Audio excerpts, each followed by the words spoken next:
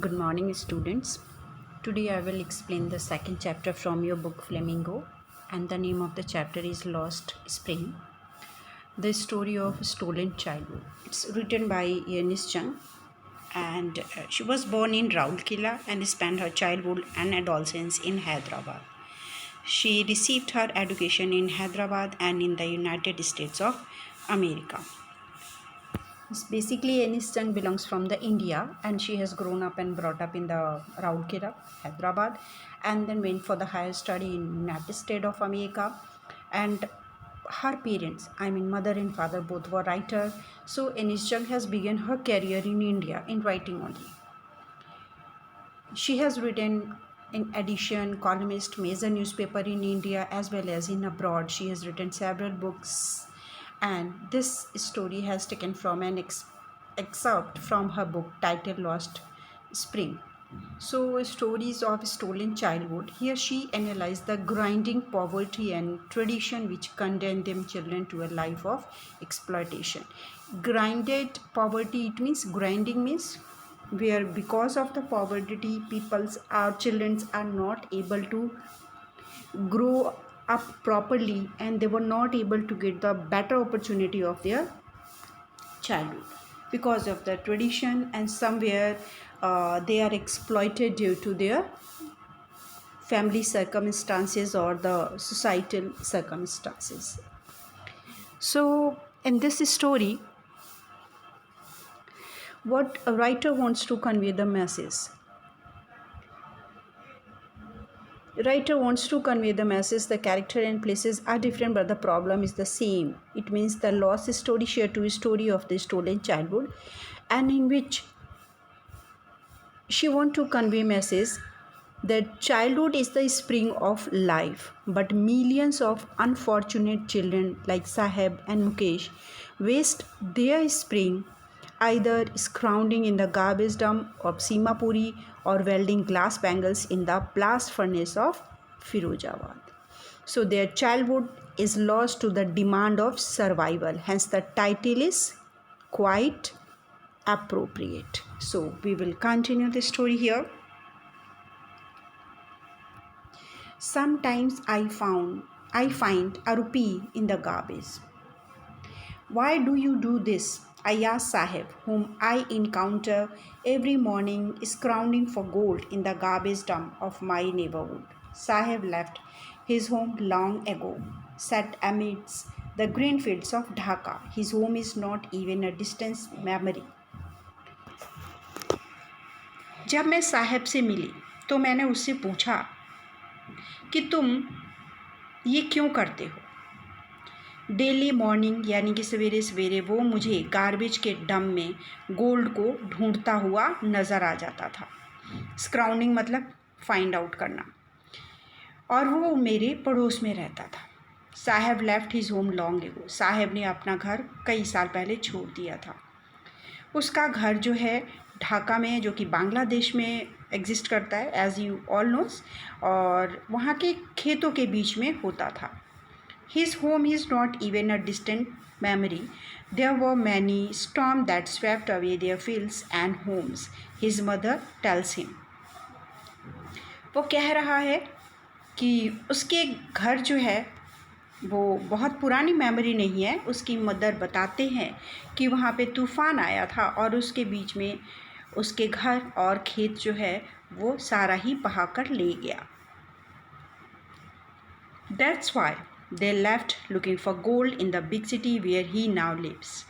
और इसलिए वो एक बड़े से शहर में जा कर के वहाँ पे गोल्ड को ढूंढते हैं। अब यहाँ पे गोल्ड का मतलब क्या है? Garbage. Garbage it means the meaningful thing in the garbage. कोई मतलब की चीज़ जो गार्बेज में मिल जाए और जिसको बेच करके उन्हें पैसा मिल सके, यानी कि पैसा कमा सके, and that signifies here as a goal. I have nothing else to do, he mutters, looking away. Go to school, I say glibly, realizing immediately how hollow the advice must sound. अब क्या कहता है? साहब कहता है कि मेरे पास करने के लिए कुछ और नहीं है। म्यूटर्स यानी कि बहुत स्लोली आवाज़ में बुदबुदाते हुए कहता है। तो मैंने क्या कहा? मैंने हंसते हुए कहा, स्कूल जाओ। ये रियलाइज़ किए बगैर कि एडवाइस जो है वो काफ़ी ज़्यादा हॉलो साउंड कर रहा है, यानी कि बहुत हल्का है, इसके लिए उसका कोई मतलब नहीं है। There's no school in my neighborhood. When they build on, I'll go. Sahib क्या कहता है कि मेरे पड़ोस में तो कोई स्कूल नहीं है, जब बनेगा तो मैं जाऊंगा। If I start a school, will you come? I ask, half joking. Yes, he says, smiling broadly. A few days later, I see him running up to me. Is your school ready? अब मैंने पूछा कि क्या मैं अपना school start करूं, तो तुम आओगे? मजाक करते हुए, हाफ जोकिंग यानी कि स्माइल, बहुत बड़ा सा स्माइल करते हुए उसने जवाब दिया, हाँ। पर मैंने आधी मजाक के मूड में ये सवाल उससे किया था, राइटर कह रही है। कुछ दिनों के बाद मैंने क्या देखा कि वो भागता हुआ मेरी तरफ आ रहा है और मुझसे पूछता है कि क्या तुम्हारा स्कूल रेडी है? It takes longer to build a school, I say, embarrassed at having made a promise that was not meant. But promises like mine abound in every corner of his bleak world. Bleak world means धुंधली सी दुनिया जो होती है, बहुत clear सी ना हो, जो shadowy dreams होते हैं, उस वर्ल्ड की बात कर रहा है। अब वो राइटर बताती है कि स्कूल को बनने में काफ़ी टाइम लगता है और आई से embarrassed eight having made a promise. जब मैंने उसे प्रॉमिस किया था उसके बाद मैं काफ़ी ज़्यादा एम्बैरेस्ड फील कर रही थी, क्योंकि ये प्रॉमिस जो है पूरा तो होने वाला नहीं था और मेरे जैसे प्रॉमिसेस जो है इन बच्चों की दुनिया के बीच में कैसे corner of his blink world, मतलब उसकी जो अंधेरी सी दुनिया थी उसके बीच में एक रोशनी का काम कर रहा था। मतलब वो इस चीज़ों को सही मान रहा था कि वाकई ये अपना स्कूल स्टार्ट करेंगी और मैं जा पाऊँगा। After months of knowing him, I ask him his name, Sahib Alam, he announces. He doesn't know what it means. If he knew it meaning Lord of the Universe, he would have a hard time believing it. महीने बाद मैंने उसे उसका नाम पूछा। उसने बताया साहिब आलम। अब उसे अपने नाम का मतलब नहीं पता था। अगर उसे इसका नाम का मतलब पता होता, यानी कि इसके नाम का मतलब क्या था, लॉर्ड ऑफ द यूनिवर्स, पूरे यूनिवर्स के जो भगवान होते हैं, तो वो शायद ही इस पे बिलीव कर पाता। Unaware of what his name represent, he roams the streets with his friend, an army of barefoot boys who appear like the morning birds and disappear at noon. बिना अपने नाम का मतलब जाने वो गलियों में रोम करता रहता था अपने फ्रेंड्स के साथ। रोम मीन्स वॉन्डरिंग, इधर उधर घूमना। और उसके साथ जो बाकी उसके फ्रेंड थे वो सारे बेयरफुट बॉयज़ थे, यानी कि उनके पैरों में पहनने के लिए स्लीपर भी नहीं होते थे। वो मॉर्निंग जैसे सवेरे सवेरे मॉर्निंग बर्ड्स आते हैं ना, उसी तरह चिड़ियों की तरह आते थे और आफ्टरनून होते होते लापता हो जाते थे, डिसअपीयर हो जाते थे। Over the months I have come to recognise each of them. कुछ महीने बाद मैं उन सबको पहचानने लगी। रिकॉग्नाइज मीन्स पहचान पाना, राइटर कह रही है। Why are not you wearing chappals? I ask one. My mother did not bring them down from the shelf, he answers simply. अब मैंने उनसे पूछा, एक से पूछा कि तुम लोग अपनी चप्पल क्यों नहीं पहनते हो, तो उसने कहा कि मेरी मदर जो है वो शेल्फ से उसे नीचे नहीं उतारती हैं। Even if she did, he will throw them off, adds another who is wearing shoes that don't match. अब दूसरा बच्चा जिसने शूज़ पहन रखे थे जो कि आपस में मैच नहीं कर रहे थे, दोनों ही पैरों के शूज़ डिफरेंट थे, वो कह रहा है कि अगर इसकी मदर इसको स्लीपर चप्पल उतार के देती हैं तो भी ये उन्हें फेंक देता है। When I comment on it, he shuffles his feet and says nothing. I want shoes. जब मैंने उस पर कमेंट किया तो वो अपने पैरों को शफल करने लगा, यानी कि पैरों के ऊपर पैर रख करके शर्माने लगा और कुछ नहीं बोला। उसने कहा कि मुझे शूज़ चाहिए। Says a third boy who has never owned a pair all his life. Traveling across the country, I have seen children walking barefoot in cities on village road, and it is not lack of money but a tradition to stay barefoot is one explanation. Third बच्चे ने कहा कि उसे shoes चाहिए जिसके पास कभी भी shoes का कोई पेयर नहीं था अपने पूरे लाइफ में। राइटर कह रही है कि पूरी कंट्री को ट्रैवल करते हुए मैंने बहुत सारे बच्चे जो है बेयर फुट देखे हैं। ऐसा नहीं है कि मैंने नहीं देखे, शहरों में, गांव में बिना चप्पलों के इधर उधर घूमते रहते हैं। और ये ऐसा नहीं है कि पैसे नहीं हैं, बल्कि उनका एक ट्रेडिशन है, परंपरा है। मानते हैं कि बेयर फुट जो है रहना उनकी एक अपनी ही परंपरा है। और ये इस बात को एक्सेप्ट नहीं करते हैं कि उनको पैसे की कमी है या कोई और प्रॉब्लम है, बल्कि अपना एक्सप्लेनेशन देते हैं कि यही हमारी परंपरा है, यही हमारा ट्रेडिशन है। आई wander if this is only an excuse to explain away a perpetual state of poverty। अब उसे हैरानी होती है कि ये तो एक एक्सक्यूज़ हो गया। एक्सक्यूज़ मीन्स बहाना। अपने परपेचुअल स्टेट ऑफ पॉवर्टी यानी कि गरीबी की जो स्थिति है, जो गरीबी के जाल में वो फंसे हुए हैं, उस स्टेट को परपेचुअल स्टेट यानी कि पक्की बनी हुई गरीबी की स्थिति, कई सालों से वो गरीबी हैं, उससे एक्सप्लेन करने का एक एक्सक्यूज़ है, एक बहाना है। I remember a story a man from Udupi once told me as a young boy he would go to school past an old temple where his father was a priest. अब writer कह रही है कि मुझे एक स्टोरी याद आता है। एक मैन जो है उडुपी से था और उसने मुझे एक बार बताया था कि जब वो छोटा बच्चा था तो जब अपने स्कूल जाता था, जो कि पुराने टेम्पल के पास्ट में था, वहाँ पर उसका फादर पुजारी था, यानी कि पुजारी का काम करते थे। He would stop briefly at the temple and pray for a pair of shoes. 30 years later, I visited his town and the temple, which was now drawn in the air of the desolation in the backyard, where lived the new priest। अब वो कहते हैं कि मैं थोड़ी देर के लिए temple पे रुक करके अपने पेयर ऑफ शूज़ के लिए भगवान से प्रार्थना करता था कि भगवान मुझे शूज़ के पेयर दे दे। 30 ईयर्स के बाद राइटर कह रही है कि मैं उनके शहर गई और टेम्पल को विज़िट किया। अब वो जो कहीं हवा में लापता हो गया, उस मंदिर को तोड़ दिया गया है, उसके ठीक पीछे नया पुजारी रहता है। And there were red and white plastic chairs. A young boy dressed in a grey uniform, wearing socks and shoes, arrived panting and threw his school bag on a folding bed। वहाँ पे red और white colour के plastic के chair थे। एक बच्चा जो है वो ग्रे यूनिफॉर्म में स्कूल से आता है, अपने सॉक्स और शूज़ जो है पहना हुआ होता है उसने, और वो अराइव पेंटिंग मतलब हाफता हुआ, बहुत टायर्ड होते हैं ना तो जब हम हाफते हुए आते हैं। And through his school bag on a folding bed, और फोल्डिंग बेड जो होता है उस पर अपना स्कूल वाला बैग फेंक देता है। Looking at the boy, I remember the prayer another boy had made to the goddess when he had finally got a pair of shoes।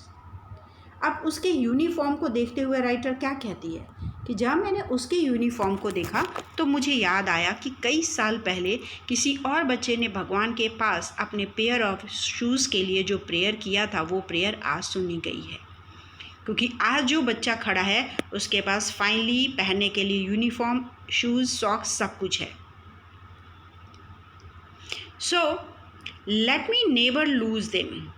The goddess had granted his prayer.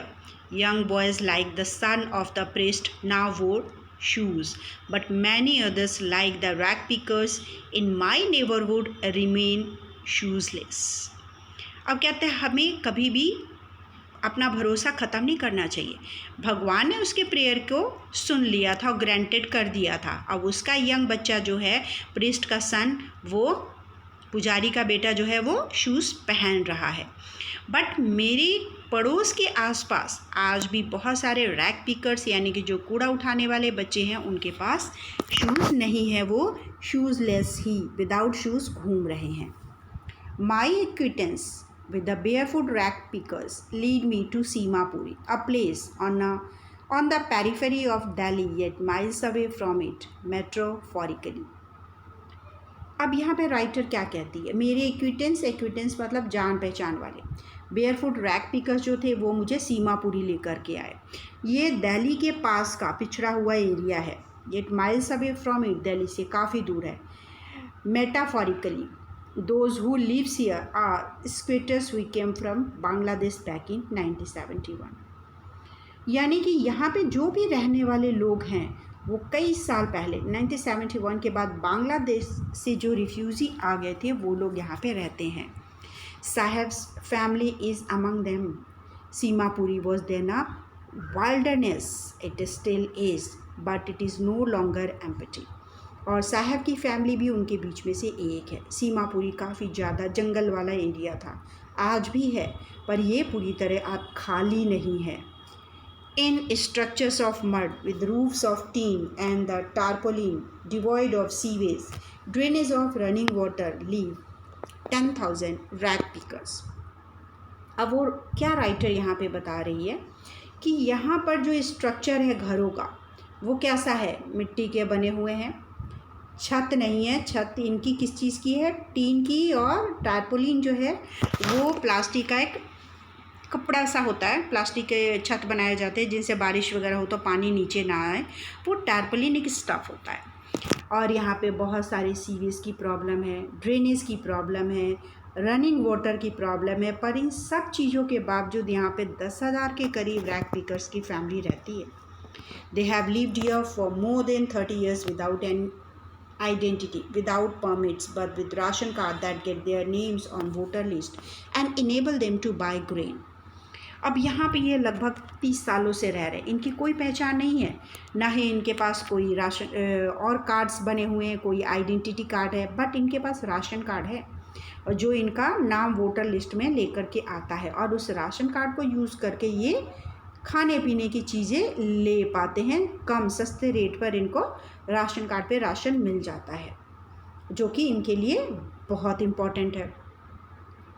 Food is more important for survival than an identity. If at the end of the day we can feed our family and go to bed without any aching stomach, we would rather live here than in the fields that gave us no grain. अब खाना जो है किसी person की survival के लिए बहुत ज़रूरी है, उसकी आइडेंटिटी की बजाय. जितनी पहचान ज़रूरी नहीं है उतना पेट भरना ज़रूरी है. अगर दिन के एंड पे यानी कि रात को आप अपनी फैमिली को खाली पेट नहीं सुला पा रहे हो, उनका पेट भरा हुआ है, एक स्टफ या स्टमक यानी कि खाली पेट, तो वो आप किसी एक ऐसे फील्ड पे रह रहे हैं जहाँ पे कोई खाने पीने की चीज़ नहीं लगा पा रहे हैं और ग्रेन आपको नहीं मिल रहा है, उस जगह पे रहने की बजाय यहाँ पे रहना ज़्यादा बेटर है. So, say a group of women in tattered sari when I asked them why they left their beautiful land of green fields and river. और ये जवाब कौन दे रहा है, वहाँ पर ग्रुप ऑफ वुमेन बैठे यानी कि औरतों का एक ग्रुप बैठा हुआ है जो कि टैटेड साड़ी पहने या पुराने जिस पे पैच वर्क लगा होता है, फटे पुरानी साड़ी होती है वो पहनी होती है. वो ये जवाब देती हैं जब राइटर उनसे पूछती है कि आप अपने सुंदर ज़मीनों को, खेतों को, हरे भरे खेतों को, नदियों को क्यों छोड़ करके यहाँ पे आ गए. तो उन्होंने ये जवाब दिया कि ऐसी जगह पे रहने का क्या फ़ायदा ऐसे खेतों के बीच में जहाँ पे आपकी फसल आपका पेट ना भर पाए. इसकी बजाय आप एक ऐसी जगह पे रहिए जहाँ पे आपकी कोई पहचान ना हो लेकिन आपका पेट भर रहा हो. सो wherever they find food, they pitch their tent that become transit home. जहाँ भी इनको खाने का मिलता ये अपना टेंट लगा देते थे और इनका ये मूवेबल ट्रांजिट होम यानी कि मूवेबल होम था. Children grow up in them becoming partners in survival and survival in Seemapuri means rag picking. इनके बच्चे बड़े हो जाते हैं और सर्वाइवल में इनकी हेल्प कराते हैं. सीमापुरी में सर्वाइवल का मतलब क्या है, रैग पिकिंग यानी कि कूड़ा उठाना. Through the years it has acquired the proportions of a fine art. Garbage to them is gold. यानी कि कई सालों के बीच में ये इनकी कला बन गई है. अब गार्बेज जो है उनके लिए क्या बन गया है, एक गोल्ड बन गया है. Again I am telling you here gold doesn't mean कि गोल्ड इनको कूड़ा में मिलता है. Garbage to them is gold. Garbage ही उनके लिए एक गोल्ड है. So it is their daily bread, a roof over their heads even if it is a leaking roof, but for a child it is even more important. यानी कि ये इनकी daily रोजी रोटी का साधन है. उनके सिर पे छत है, हालांकि वो छत जो है बारिश में लीक करता है, पानी उसमें से गिरता है, बट फिर भी उनके बच्चों के लिए बहुत ज़्यादा इम्पॉर्टेंट है. I sometimes find a rupee, even a 10 rupee note, Sahib says, his eyes lightening up. When you can find a silver coin in a heap of garbage, you don't stop scrounging, for there is hope of finding more.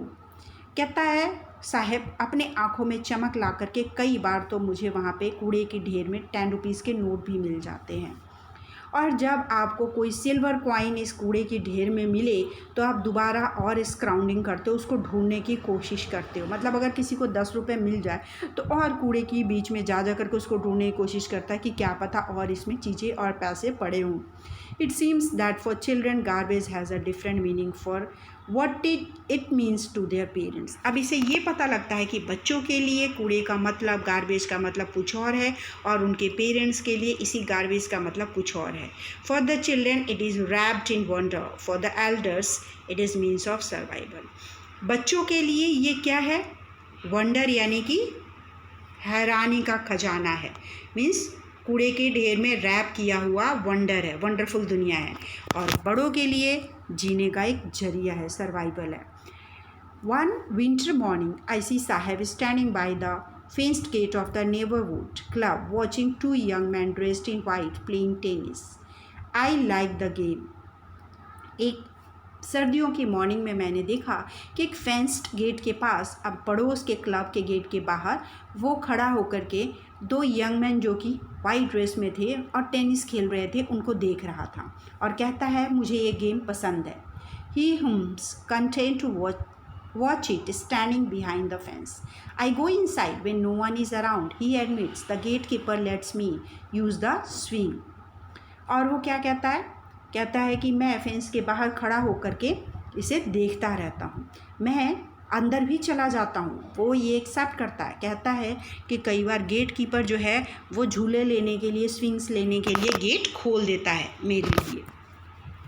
Saheb too is wearing tennis shoes that look strange over his discolored shirt and shorts. Someone gave them to me, he says in the manner of an explanation. साहब ने भी tennis shoes पहना हुआ था जो काफ़ी ज़्यादा strange लग रहा था क्योंकि उसने शर्ट और शॉर्ट्स जो है वो काफ़ी ज़्यादा डिसकलर यानी कि जिनके कलर उड़ जाते हैं उस तरह के पहने थे। और उसके बाद एक्सप्लेनेशन देते हुए क्या कहता है कि किसी ने ये मुझे दिया है। The fact that they are discarded shoes of some rich boy who perhaps refuse to wear them because of a hole in one of them doesn't bother him. यानी कि फैक्ट क्या था कि किसी अमीर घर के बच्चे ने उस शूज़ को डिस्कार्ड कर दिया था। डिस्कार्ड कर देना यानी कि छोड़ देना। अब उसने डिस्कार्ड क्यों किया था? क्योंकि उन दोनों शूज़ में से किसी एक में होल हो गया था, छेद हो गया था, तो इसीलिए उसने उसे छोड़ दिया था और वो इस होल को लेकर के बॉदर नहीं कर रहा था, उसे कोई फ़र्क नहीं पड़ रहा था। For one who has walked barefoot, even shoes with a whole inner dream come true, but the game he is watching so intently is out of his reach. कोई एक ऐसा बच्चा जो कि नंगे पैर काफ़ी समय से वॉक कर रहा हो, उसके सामने होल वाला शूज़ भी आ जाना किसी सपने के पूरा होने जैसा लग रहा था। पर जो गेम वो देख रहा था, बहुत इंटेंसली देख रहा था, वो उसकी पहुँच से बाहर था। This morning, Saheb is on his way to milk booth. In his hand is a steel canister. I now walk in a tea stall down the road, he says, pointing in the distance. I'm paid 800 rupees and all my meals. एक दिन morning Sahib जो है अपने हाथ में milk का booth लेकर के रास्ते में मिला। उसके हाथ में स्टील कैनिस्टर था, स्टील का जो बना हुआ मिल्क वाला डब्बा होता है। और वो क्या कहता है कि मैं अब एक टी के दुकान पे यानी कि चाय की दुकान पे काम कर रहा हूँ जो रोड के पास है। वो डिस्टेंस की तरफ यानी कि जहाँ पे वो दुकान था उसकी तरफ उंगली से इशारा करते हुए बोलता है। साथ ही कहता है कि मुझे 800 रुपीज़ और खाना डेली का मिलता है। Does he like the job? I ask his face. I see has lost the carefree look. जब मैंने उससे पूछा कि क्या उसे ये काम पसंद है और उसकी फ़ेस की तरफ देखा, देन उसके फेस के ऊपर से जो केयर फ्री फेस होता था उसका, वो उसने खो दिया था, लॉस्ट कर दिया था। The steel canister seems heavier than the plastic bag he would carry so lightly. यानी कि स्टील कैनिस्टर का वज़न जो था वो उस कूड़े उठाने वाले प्लास्टिक बैग के वज़न से काफ़ी ज़्यादा हैवी लग रहा था। Over his shoulder the bag was his. The canister belongs to the man who owns the tea shop, Saheb is no longer his own master. अब जो हालांकि वो कूड़ा उठाता था लेकिन वो अपनी मर्जी का मालिक था, यानी कि जब मर्जी वो कूड़ा उठाने जाता, जब मर्जी नहीं जाता। पर अब जो है स्टील का कैनिस्टर जो है वो उसके कंधे पर काफ़ी ज़्यादा हैवी इसलिए लग रहा था क्योंकि वो किसी के अंडर में काम कर रहा था, वो अपनी मर्जी का मालिक नहीं रहा, यानी कि वो उस चाय की दुकान के मालिक के अंडर में काम कर रहा था। इसीलिए Saheb is no longer his own master, वो अपना मास्टर नहीं रहा, अपनी मर्जी का मालिक नहीं रहा। So this is the first story of the lost spring. Next story I will explain in my next video. Thanks, hope it would be helpful for you all.